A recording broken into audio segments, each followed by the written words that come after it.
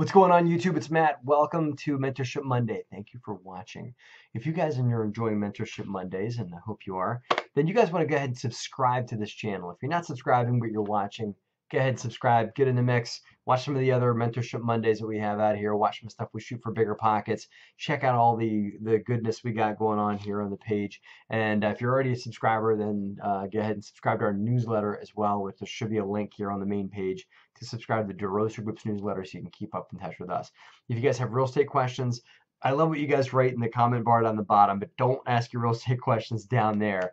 Email your real estate questions because I'll shoot a video for you and answer them right here on the channel for you and everybody else to watch. Email them to helpme@DeRosaGroup.com. That is helpme@DeRosaGroup.com, and I will answer those questions right here on the channel for you and everyone else to learn from. So don't ask questions in the bar below. Just leave comments and we can chat a little bit on stuff.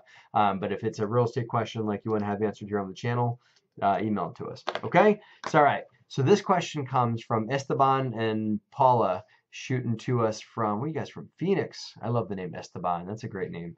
Esteban and Paula are up to some neat stuff. You guys are just trying. Looks like you're really working hard on getting your financial house in order. Congrats.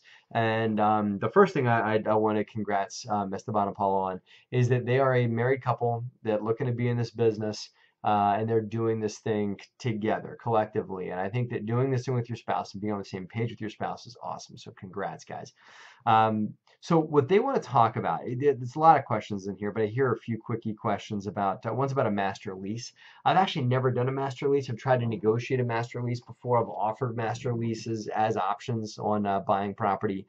Hasn't quite worked out. I still would do it if I could. But the way a master lease works out is that if I want to go buy real estate from somebody, and maybe I don't have enough money, maybe I'm working on my credit, whatever it is, I need to get creative on my financing, I can lease the entire property for a agreed upon number. And then I can sublet the units. Like it works, like let's just say you got a 10-unit apartment building. And the total rent collected on the building, that's possible rent, is like, it's a 10-unit apartment building. Let's say it's like 10 grand, easy, right?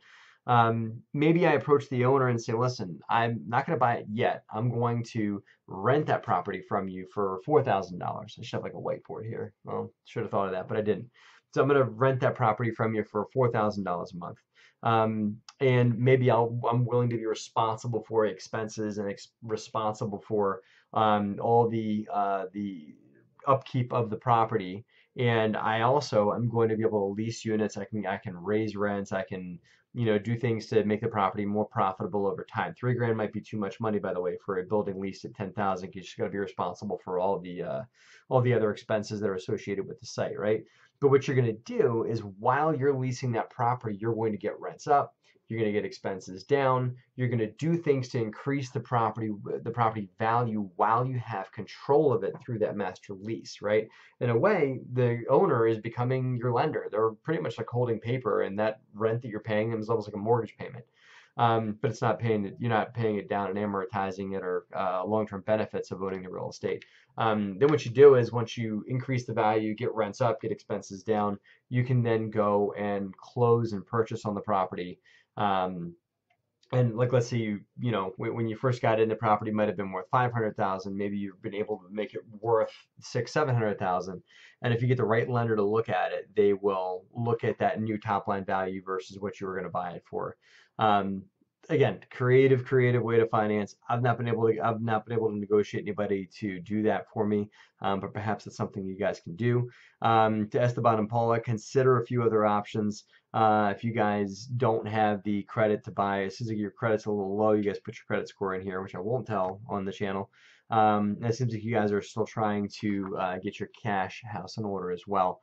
I would get just in tune with some other things you guys could do to make money in real estate without doing the master lease thing. Not that you don't want to do it, but just consider a few other options. Wholesaling, getting your real estate license, fixing flips with partners where you got a money partner to finance your fix and flips for you, and you guys are the legs of the operation, and consider maybe one of you guys being the breadwinner and the other one peeling off and doing real estate full time. If you guys are super committed to this as a married couple and you're able to find a way to live off of one income, then consider that too. Okay? Ideas. I hope that all works for you. So thank you, Esteban and Paula. I appreciate you guys and hope you guys that you guys learned from that, and I hope everybody else got a few lessons there too. Help me at DeRosaGroup.com with real estate questions. Subscribe to the channel, subscribe to the newsletter. Thank you for watching, guys. Have a great and profitable week.